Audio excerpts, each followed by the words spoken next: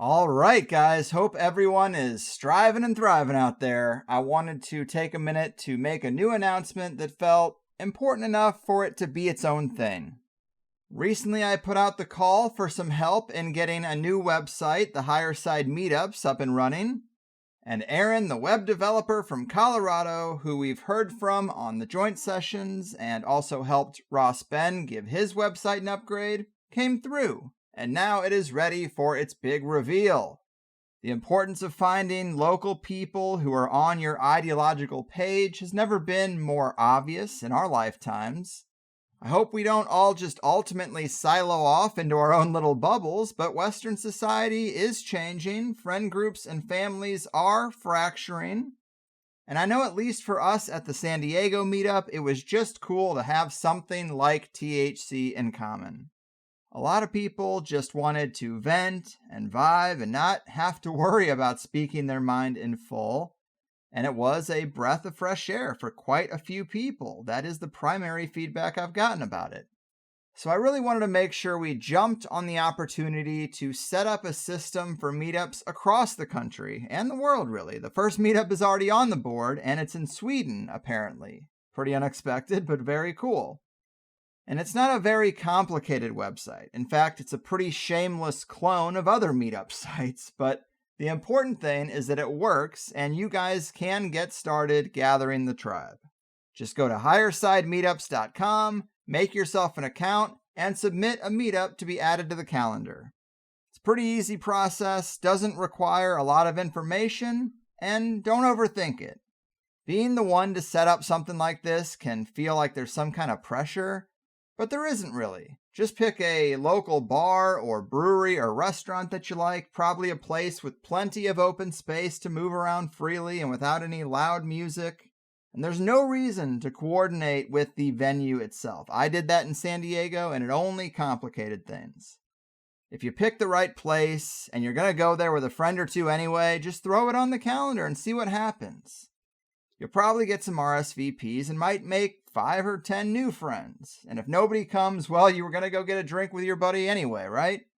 And that is important to note that you won't be left guessing. There is an RSVP feature, and I want us to use it. If you're going to attend a meetup, let the host know out of courtesy that you will be there.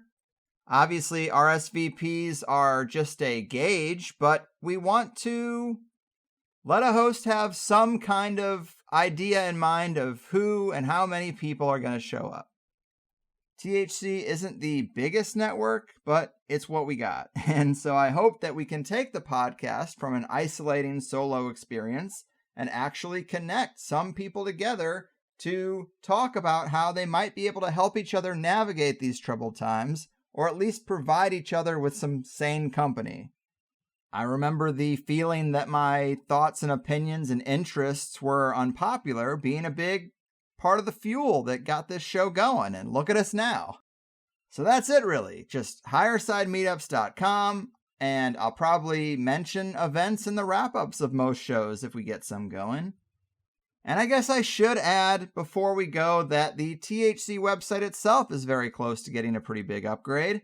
I'm going to be having a meeting with the guys tomorrow about it, but a lot of Plus members have asked about getting a dedicated app, and I don't think that's the way to go because the Apple and Google stores are major bottlenecks for our type of content, and I prefer a more open source approach.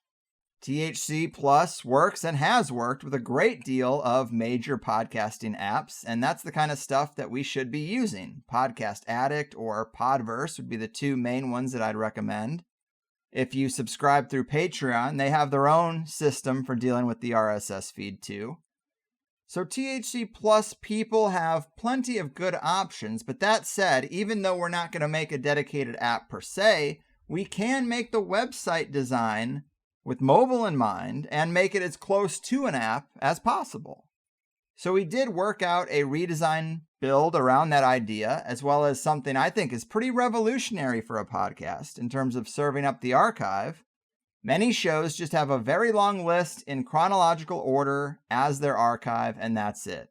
But what if the Higher Side Chats website was able to display the archive by themes, most similar to a movie streaming website? That way we could display categories like aliens or big pharma or self-improvement, and I could curate the best shows and reintroduce them to those who might have forgotten, or present them to people who might have missed some really great episodes, or maybe their interests have changed, or maybe they're new to THC entirely, and a big list of shows just looks a little overwhelming.